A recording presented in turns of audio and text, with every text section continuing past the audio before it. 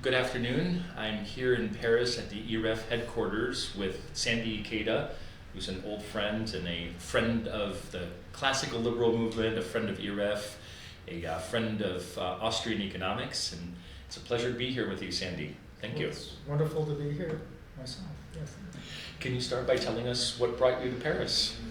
I'm here, I'm on a PhD dissertation jury for a student at the Sorbonne who's actually written a wonderful dissertation on Jane Jacobs. And since I'm like one of a half a dozen Jacobs, there's probably more than that, scholars, so I'm on the jury and I'm very honored to be here. Wonderful. Welcome to Paris. Speaking of Jane Jacobs, can you start by telling us about Jane Jacobs, what attracted you to her work in the first place? Mm-hmm. I know a little bit, but not much. I associate Jane Jacobs with urban economics and spontaneous orders in cities, but that's probably a very limited definition. Yeah. Tell us about Jane Jacobs, please. Well, she's best known for being a urbanist who protested against the sort of heavy-handed urban planning and design that was going on mid-century, mid-20th century, particularly by an urban planner in New York named Robert Moses, who was very famous. And she successfully organized, not just her alone, but she organized with others to combat a lot of the destruction that she felt was being done to the fabric of communities. So she wrote a book published in 1961, which is her most famous book, called The Death and Life of Great American Cities, which is still is being sold in bookstores. Most bookstores you go to, you'll find that book. When I read it, this is about 10 years after I got my degree, my PhD, and it was eye-opening. Not only because it was an area that I was not familiar with, which had to do with urban design and urban planning, but her approach to criticism resonated with me, being an economist trained in the Austrian tradition. The idea of subjectivism, of spontaneous order, of using local knowledge. These were principles that she used to criticize what was going on in New York City by Robert Moses. And so, for example, she said, you can't really understand how a neighborhood functions unless you actually go there and observe and see the interactions of people and how people are actually using the public space. You can't impose a design and expect people to behave the way you expect them to. So there's very much in the spirit of the Mises Hayek criticism of central planning. And in fact, she was criticizing central planning, right, at the local level. So it not only resonated with me in the sense of being familiar, but also I realized that a lot of her ideas could be slotted into Austrian market process theory because she discussed some of the mechanics of how entrepreneurship might work and the physical context in which entrepreneurship takes place. Sort of density, what generates social networks, and how information can actually be communicated. So anyway, before I go any farther, that's what attracted me. Plus, it was her economics and social theory was something that not many people were familiar with. They were familiar with Jane Jacobs, the urbanist, Jane Jacobs, the protester and street activist, but not Jane Jacobs, the social theorist and economist. And so I thought, wow, this is something that needs to be investigated. Well, I think a lot of us who teach and work in the Austrian economics tradition are always hungry for concrete examples and operationalization. I love Hayek, for example, but he's infuriatingly vague sometimes. I want to turn now to Austrian economics. How did you first get into Austrian economics? If memory serves, you were at Grove City College and then at NYU, New York University. Mm-hmm. Can you tell us more about your teachers, your influences in Austrian economics, and then other work that you've done since then in Austrian, since your dissertation in Austrian economics, aside from the Jane Jacobs work? Yeah, the Jane Jacobs work came much later. And what got me to Grove City, see, I was born and raised in Arizona. And what got me to Grove City, Pennsylvania to study with Hans Semmel's was in high school, I had a very, well, let me back up a little. My eldest sister, my big sister, was very influential. She was very smart, and she was the one who got me to start reading, for example, Economics in One Lesson, which at the age of 16, I guess I read, and most of it anyway. It got me thinking about, well, it made me realize that there's this whole world out there that I never knew of before. There's more to the world than just, baseball and football and music. So it really, I guess, turned me into an intellectual at that tender age. And so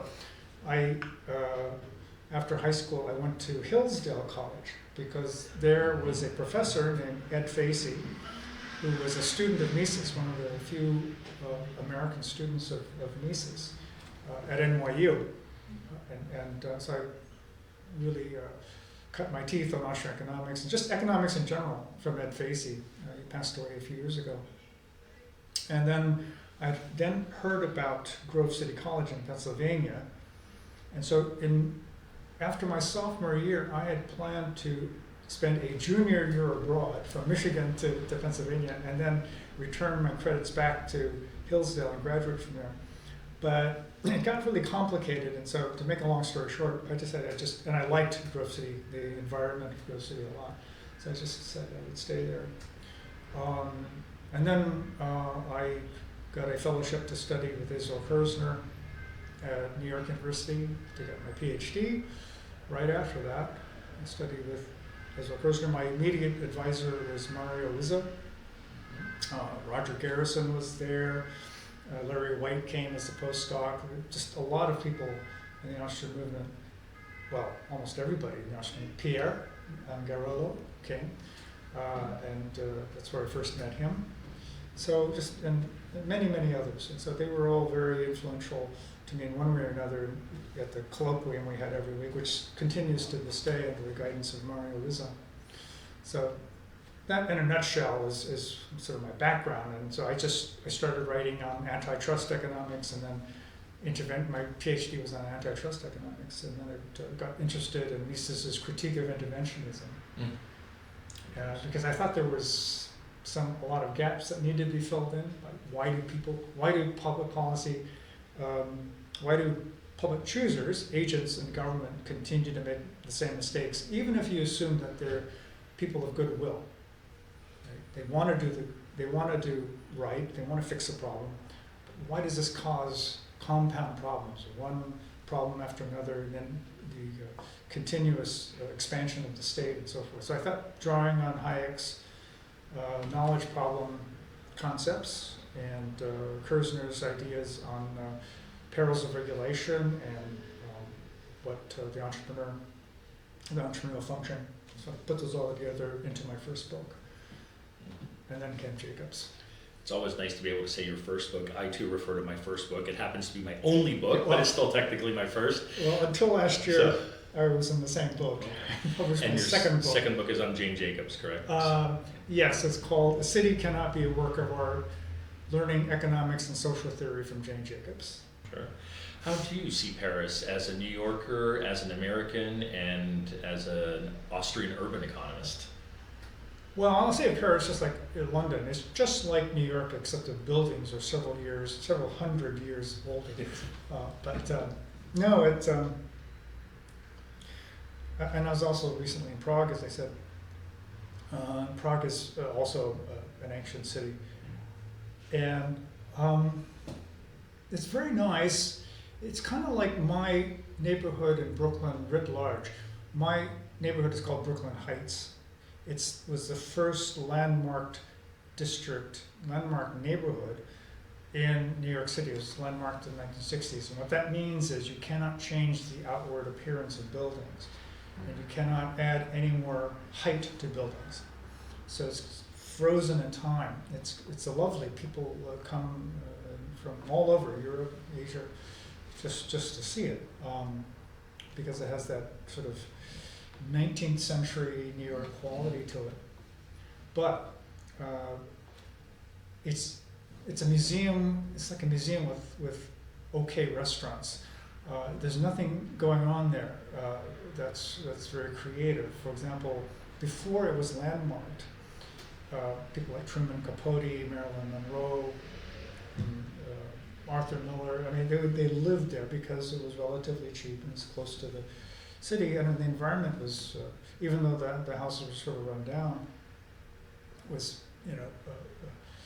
stimulating. And New York in that period also, my wife grew up in New York City. She's born and raised in New York City. And the 1970s in New York was a very messy time. Strikes, garbage strikes, police strikes, messiness, graffiti, everything was it was terrible. But my wife looks back very fondly to that period. She said, there was a feeling in the air that anything could happen. Mm. Buildings were cheap, relatively speaking.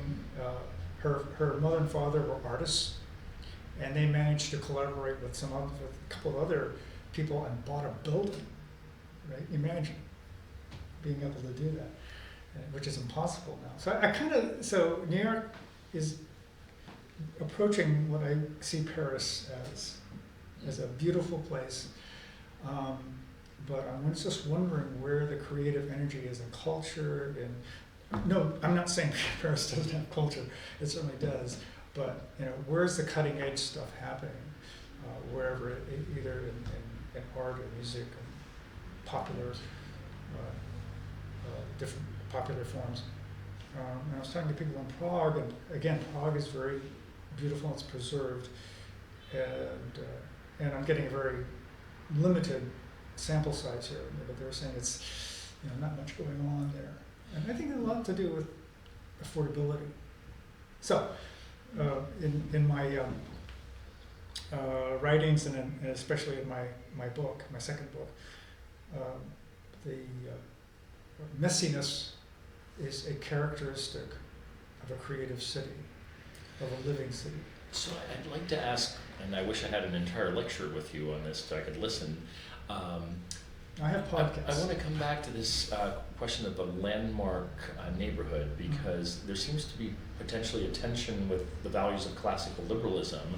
On the one hand, there are things worth preserving that are beautiful and that make a city. And on the other hand, it seems that maybe a landmark might be a violation of property rights of the owners, if we want to take a strict definition of property rights. Could it also be a claim of the past on the present and stepping in against that messiness, maybe stepping in against the spontaneous order? Where's the balance? Yeah, I mean, Paris has made a decision to preserve these districts, and there's a trade-off. My point is that there's always a trade-off. Right? You trading off this preserving beauty of the past versus setting the creativity of the future. But you politically make that decision. As imperfect as political mechanism is, then okay. Just know what you're giving up. In the case of New York City, I said Brooklyn Heights was the first landmark neighborhood, but there are now well over 130 districts in New York. As a libertarian, I hear what you're saying about preserving property rights, and it is an infringement of property rights. But if a neighborhood, depends on the institutions, right? If you have a private neighborhood, that neighborhood can decide what it wants to do. But as a second best, if you want to preserve a building or a street, I think that's fine. The problem is the Landmarks Commission in New York doesn't really consider the costs and long-term consequences in the terms that I was just describing, versus preserving the past versus creativity of the future. Because creativity means trial and error. It means experimentation, and that means you're going to make mistakes. It means noisiness. It's going to smell, tearing up and pulling down, and other things too.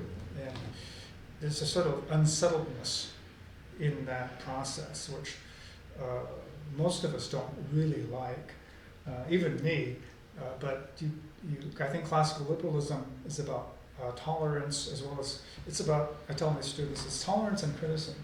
Radical tolerance, that you let people pretty much do what they want, but criticism that they do what they want, but you tell them why you don't like it or what you do like. Right? Oh, sure. And you have the freedom to do that. So, but that leads to a very messy environment where people are not going to agree on everything. One slogan I have is any city that aspires to greatness will have something to offend everybody. Oh, good. So that's, and if you don't have that, then you have Disneyland. And that's pretty, but it's not a city. So I'd like to close with a broader question in terms of advice, and I'm going to take the liberty of asking it in a two-part question. You may wish to focus on one or the other. The first one is, of course, the IREF members and associates who are watching this have the question, what would you recommend in terms of strategy and life choices for a friend of liberty to advance the free society, whether it's at the local level or generally? And then a sub-question of that is, what would you specifically give as advice to an 18 to 22-year-old who's curious about ideas, curious about liberty, curious about the good society, curious about Austrian economics? I think the advantage today for an 18-year-old intellectually curious person is that there's so much. There are podcasts or videos of all kinds on YouTube, courses like Marginal Revolution University that you can seek out. Whereas in my day, in our day, it was much more limited than you could do. So it's kind of more of a specific track you would follow. You'd read these books and then go to this Cato seminar or this IHS seminar and so forth. I'm thinking back to the United States, but there's so much now that you could do. Those who are really, really serious tended to be intellectuals and academics. And thankfully not everybody. Some became entrepreneurs and pay for a lot of the things that the intellectuals are trying to do, which is wonderful. But given that, I just think that I'm a firm believer in not only watching stuff but in reading and talking and writing. So as much stuff is out there on YouTube and these kinds of broadcasts and videos. Nothing beats sitting down with a book, whether it's on Kindle, which I actually like, or a real book where you turn the pages, and spending half an hour, just enjoying the words and ideas of people who are likely much more experienced, probably wiser than you, and trying to do your best to understand. You're not going to understand everything, but it's the effort. So, I don't know, make the effort to learn. Now, I'm not saying you should only read books, but I think that has to be there. But then there's drawing all these other resources that are there. This organization and in Europe, and I just came from a conference in Prague that was about liberty in our lifetime, and there's so much available. Wonderful. Sandy, thank you very much. Is there anything final you'd like to share with the listeners from IREF? Anything on your mind? I think, given what if you're likely to be watching this, you've learned something about classical liberalism, but always observe what's going on. In the case of an urbanist, you're looking at the street and how people are interacting. That's one thing, but be aware of how policies are changing. I've been an academic my whole life, I have a distaste for politics, but some people may, and I know it's not me. I know many people enjoy politics, and that's great. But with this understanding and observation, know what the limits are of forcing other people to do what you think is right. Great advice. Thank you very much for sharing your time and your thoughts, and enjoy Paris. All right. Thank you. Thank you.